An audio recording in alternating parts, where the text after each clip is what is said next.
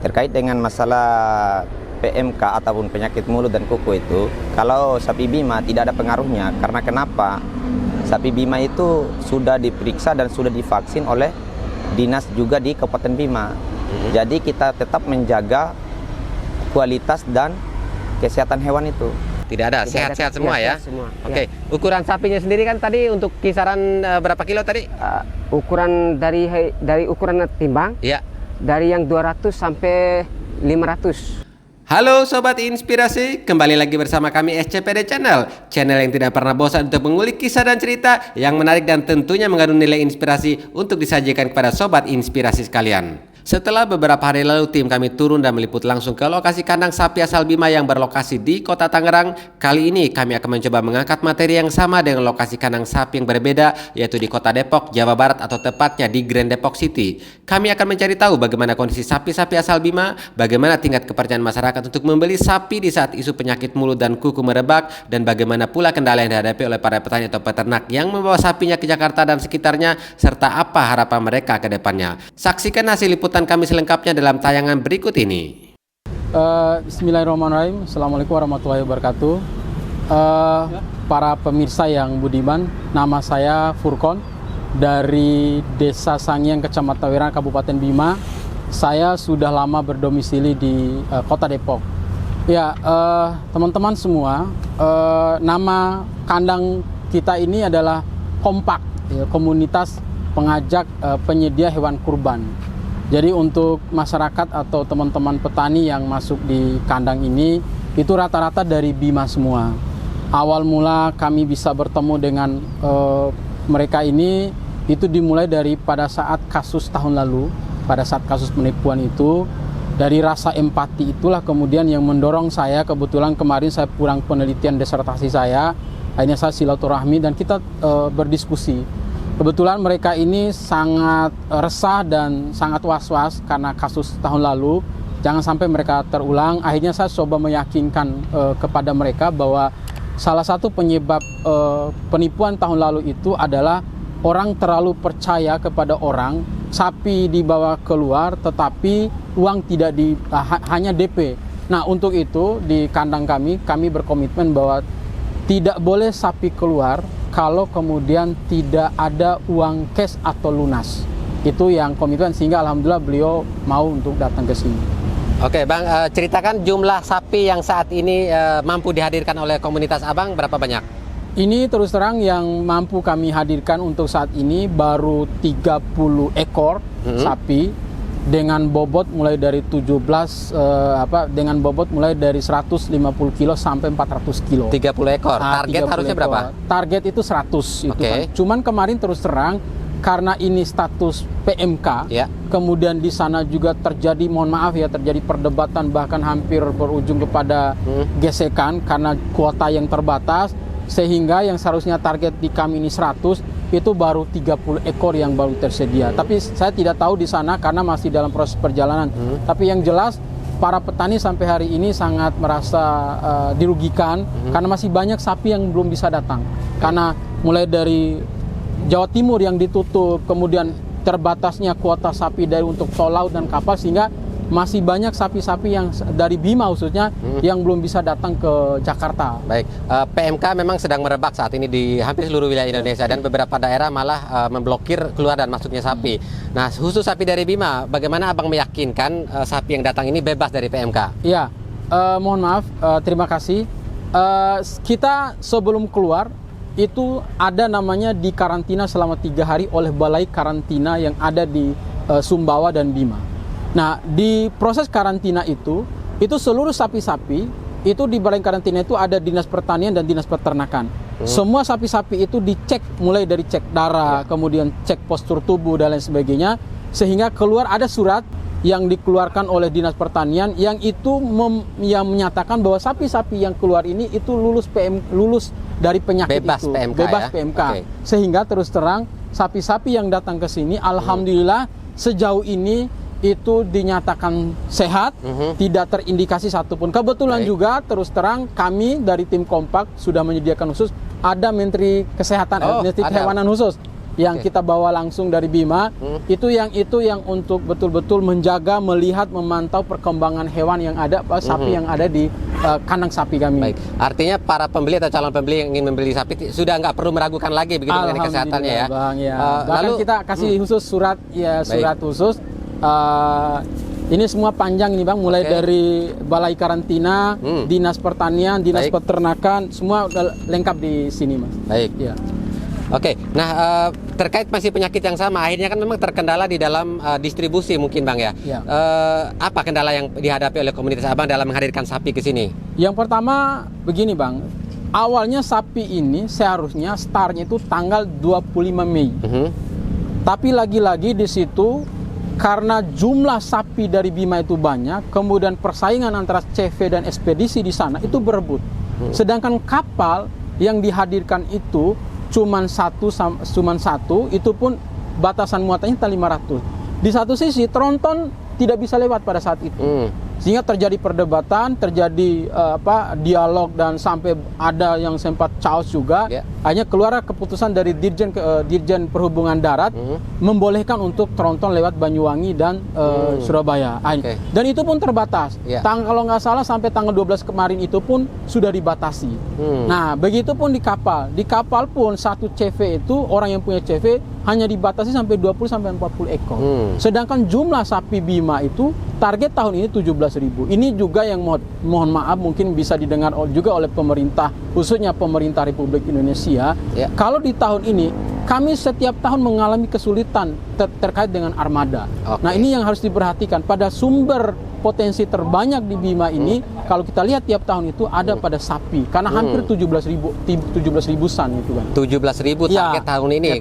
Kalau dibandingin tahun lalu seberapa besar perbandingannya? Tahun lalu itu yang berdasarkan data yang masuk ke Madadoho kita itu hanya 12.500 ekor. 12.500 ekor. Secara global sendiri tahun ini yang mampu dihadirkan oleh prediksi saya itu paling tinggi hanya 8 sampai 10.000 saja. 8 sampai 10.000. Berarti kendala utama selain di PMK tadi adalah ekspedisi ya. Ekspedisi yang bahkan mohon maaf Bang, ekspedisi saat ini sampai 1.600.000 sampai 1.700.000. 1.600.000 per ekor. Iya. Kalau dalam keadaan normal seperti sebelumnya? Itu hanya sampai 1.100.000 sampai 1.300.000, paling 1 juta itu. Tapi sekarang betul-betul petani itu sangat sangat dilematis ya itu kan. Di satu sisi mereka nggak mau bawa sapi, tapi sisi lain mereka sudah istilahnya minjam uang di bank dan lain sebagainya, mau tidak mau mereka terpaksa harus bawa. Ada yang sudah bawa sapi ke pelabuhan, di satu sisi karena persoalan itu hanya mereka bawa pulang lagi. Itu masalahnya Bang. Baik, nah berkaca dari pengalaman tahun sebelumnya di mana kita sama-sama dengar dan bahkan menjadi berita ya bahwa banyak kerugian yang dialami oleh para petani atau yang peternak yang membawa sapinya ke sini karena ada oknum begitu ya. Pengelolaannya masih kurang lebih samakah oleh komunitas yang dilakukan oleh komunitas Abang dalam hal ini begitu? Saya terus terang Bang sudah melakukan mapping ya sebelum saya mengambil sikap untuk mengangkut teman-teman ini atau membawa sapi ke sini untuk teman-teman ini datang. Pertama, saya melihat ada beberapa potensi orang mau melakukan penipuan. Yang pertama itu dari sisi ketika orang mau beli itu hanya dikasih DP. Hanya dikasih DP umpama sapi 20 ekor. Seharusnya total kerusakannya 400 juta. Tetapi hanya dikasih 100 juta, sapi boleh dibawa keluar. Itu yang sering terjadi. Nah, sedangkan di tahun ini Bang, itu kami sudah berkomitmen bahwa semua sapi, siapapun yang mau beli, kecuali dia cash, itu baru boleh sapi dibawa keluar. Mau itu kakak kandung, mau itu siapa, itu kami tidak akan mengeluarkan sapi sebelum cash. Dan itu pun DP kami minta itu sekitar 5 jutaan. Dan pembayarannya harus H-7 atau H-3 harus dilunasi. Kalau tidak seperti itu, maka kami dianggap out. Karena kami berkaca dari tahun lalu. Kemudian kedua, untuk pembayaran ke petani, kami hanya langsung umpama ada orang beli. Ada orang beli kemudian dia ngasih DP, kami langsung pertama uang komisi 500.000 sama uang kandang 1.300.000 itu langsung kami ambil, semuanya itu langsung kita kasih langsung ke petani. Kita tidak simpan.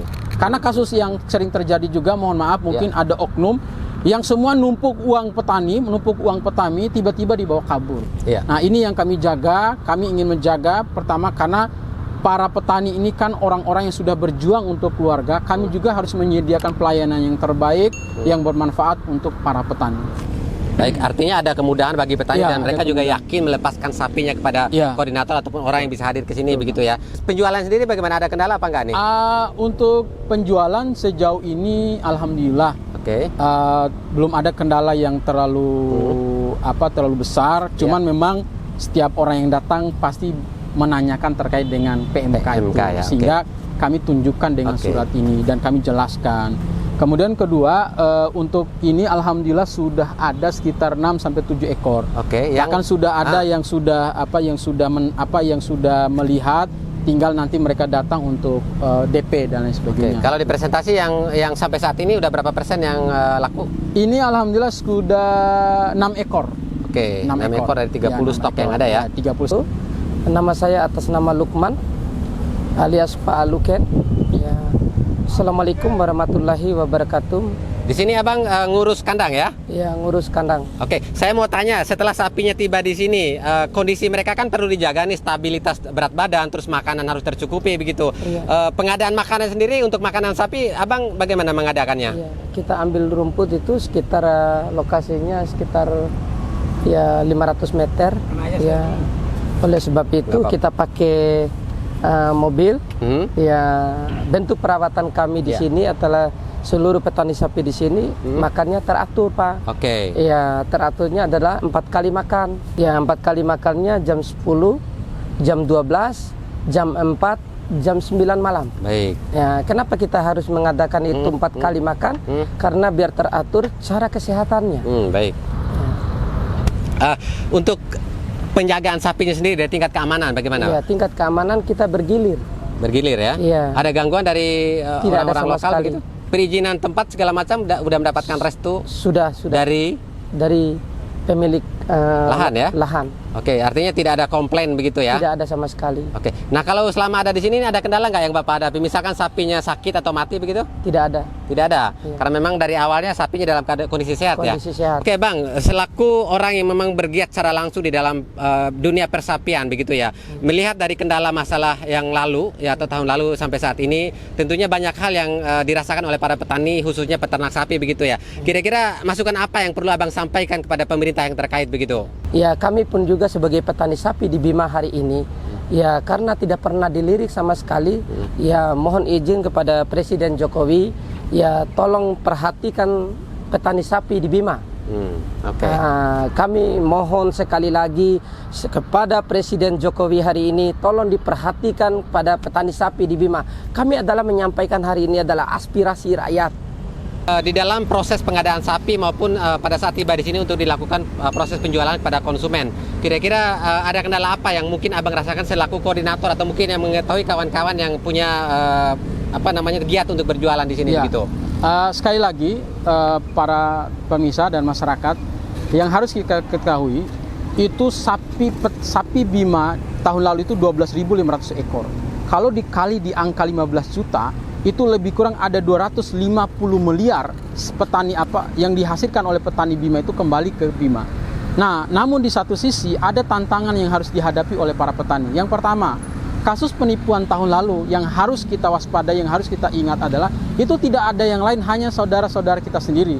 Maka pertama perlu diingatkan agar para petani, satu, tidak mengeluarkan sapi kalau itu tidak dibayar cash. Itu sekali lagi, kalau tidak dibayar cash. Kemudian kedua, bagi para pemilik kandang atau siapapun yang pemilik kandang, itu kalaupun bisa manajemennya itu uang ketika diberi oleh orang itu langsung dikasih aja kepada petani. Kadang ada beberapa kandang itu kan saya tidak sebutkan namanya, itu berbulan-bulan baru membagikan kepada petani, padahal sudah 2 bulan 3 bulan. Nah, ini kasihan petani. Kemudian yang terakhir yang ingin saya sampaikan itu kan, nah di sini kami juga memakai marketing online. Kita bekerja sama dengan salah satu aplikasi My Kurban yang dibikin oleh teman-teman. Nah, itu kita pasar ke lewat situ, dan alhamdulillah tadi yang saya sebut 6 itu baru hanya langsung DP sama ini. Nah, yang sisanya itu ada sekitar 5 sampai 10 ekor yang sudah dipesan di online itu tapi belum datang ke sini. Nah, sekarang kita ingin mencoba untuk merubah pemasaran sapi Bima ini, karena selama ini yang saya lihat pemasaran sapi Bima itu hanya manual. Jadi hanya berdasarkan pelanggan tahun lalu, tetapi tidak pernah memasarkan secara online. Dan saya terus terang, karena saya juga berhubungan dengan teman-teman media, saya juga minta bantu teman-teman. Alhamdulillah banyak yang sudah datang untuk meliput dan lain sebagainya. Nah, itu saja sih penyampaian dari saya. Harapan saya terutama kepada pemerintah Kabupaten Bima agar tidak hanya melepas para petani ini. Kalaupun bisa, itu bisa koordinasi dengan beberapa pemerintah di sini. Artinya government to government. Jadi kalau itu bisa dilakukan, saya yakin itu kan para petani Bima ini itu sapi-sapi itu akan bisa terdistribusi dengan baik gitu kan. Ini kan pasti abang punya kru nih, bisa diperkenalkan mungkin krunya bang? Oke, perkenalkan, ini adalah keluarga dan abang-abang saya atau kru yang ada di kandang saya. Yang pertama mulai dari Om, ini sebut namanya Om? Junaidin, beliau dari Woha Talabiu. Beliau punya sapi hanya 3 ekor. Nah, sedangkan ini Abdullah dari Rabakodo, Woha juga, Kecamatan Woha juga. Sekitar 4 ekor. Ini Om Riki, jumlahnya itu 6 ekor. Ya. Ini Amajid Mejo. Iya. Berapa ekor? 12 ekor. 12 ekor. Ini Pak Tasrif. 6 ekor. 6 ekor. Oke. Dari jumlah sapi tadi yang dibawa bapak-bapak itu apakah sapi milik sendiri atau membawa sapi masyarakat di sekitar tempat tinggal bapak di kampung? Ini milik sendiri. Masing-masing. Masing-masing milik sendiri.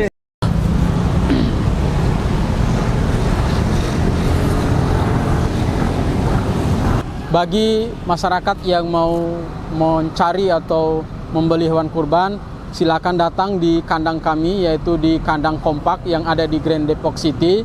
Dan apabila bapak-bapak ingin membeli atau silakan menghubungi, pertama sapi-sapi harga terjangkau, daging padat dan berkualitas, lemak yang sedikit, sapi dijamin sehat, dan kontak personnya bisa bapak-bapak lihat, bisa lewat Pak Daud 0822 333 1622. Kemudian di saya sendiri Pak Furkon 0852 38027 824. Intinya yang harus kita kasih tahu bahwa pengantaran semua free. Kami rawat free. Jadi mau pengantaran H-3, H-2 insya Allah kami layani dengan baik. Tidak, kami berkomitmen tidak merugikan customer. Dan sapi-sapi yang kita suguhkan atau kita jual itu sudah melewati pemeriksaan kesehatan bebas daripada PMK. Dola, mayu adik. Ayo Semboro.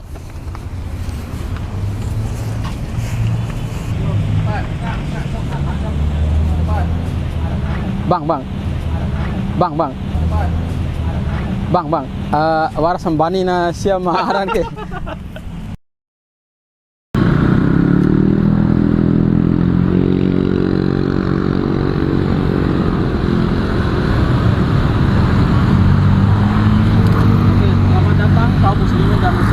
Entar dulu, mic-nya mati.